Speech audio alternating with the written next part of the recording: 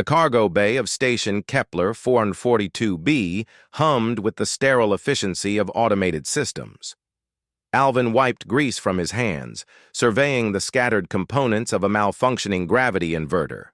At 17, he'd already earned a reputation as the best mechanic in the outer colonies, not through formal training, but through necessity. When your settlement orbited a neutron star, you learned fast or you died.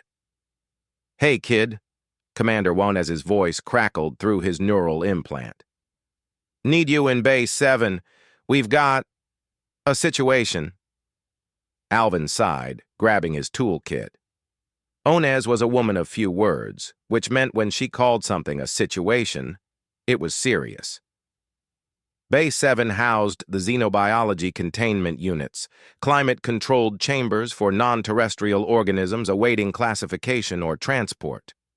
Alvin had been here only once before, when a shipment of crystalline fungi from Tau Ceti had nearly consumed the ventilation system. Onez stood before a small containment pod, her weathered face creased with an expression Alvin couldn't quite read. "Before you ask, yes, this is real." Inside the transparent pod, no larger than a cargo crate, something moved. Alvin stepped closer, his breath catching. It was a dragon, not metaphorically, not some alien creature humans had nicknamed. This was a dragon, scales shimmering with an iridescent quality that suggested advanced nanotechnology, wings folded against a body roughly the size of a house cat, eyes that glowed with bioluminescent circuitry. The creature's DNA had been sequenced by the station's AI, a chimera of Earth reptilian genes, avian structures, and sophisticated biomechanical augmentation. "Where did it come from?" Alvin whispered. "Derelict ship, drifting near the heliopause. No identification, no crew, just her." Onez's jaw tightened. "The eggheads say she's a prototype. Some corporation's attempt at creating biological starships. Self-sustaining, faster than light capable through quantum entanglement in her neural tissue. They grew dragons, Alvin. They actually grew dragons." The hatchling pressed against the pod's transparent wall, her luminous eyes fixed on them. Through the containment speaker, a sound emerged. Not quite vocalization, but a quantum frequency their implants translated to approximated speech. "Nobody wants me." The words rippled through Alvin's consciousness. Not begged or cried, just stated with the factual certainty of someone who'd learned truth through repetition. "She's been saying that for 6 hours, Onez said quietly. "Ever since we tried to contact the creation company. Turns out they went bankrupt 3 years ago. Their assets were liquidated, their research destroyed. She's legally classified as hazardous waste." Alvin's hands curled into fists. "She's alive. She's expensive. Her containment unit requires an antimatter cell every 48 hours. Her diet is synthesized proteins that cost more than my annual salary, and her growth projections..." Onez pulled up a holographic chart. "In 6 months, she'll be too large for standard containment. In a year, she'll need her own habitat module.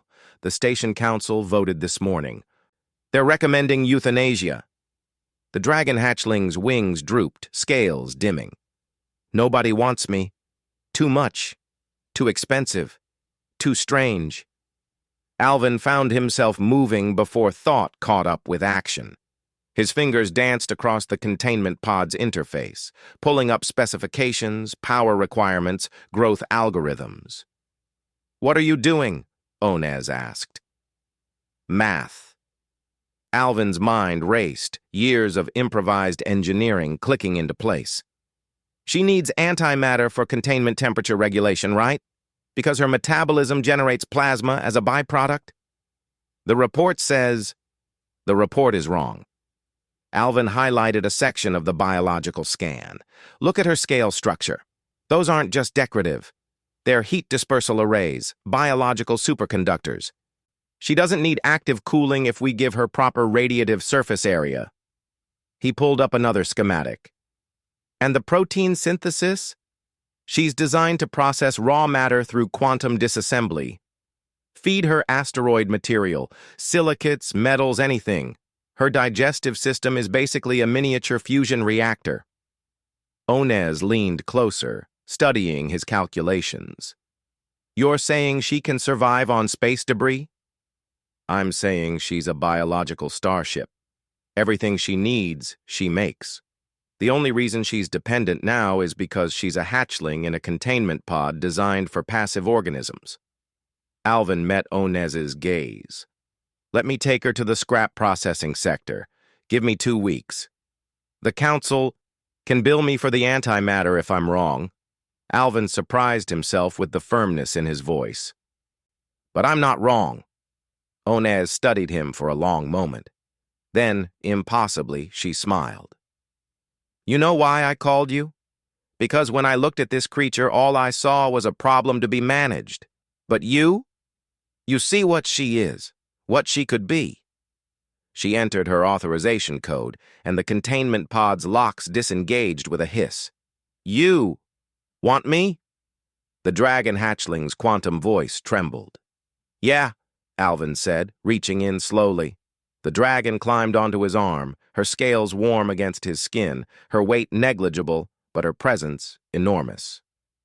Yeah, I do. 6 months later, Station Kepler 442b had a new landmark visible from 1,000 kilometers away, a dragon, now 20 meters wingspan, perched on the outer hull's scrap processing array. Her scales absorbed solar radiation, her body processed cosmic debris, her quantum-entangled neurons began mapping the space between stars.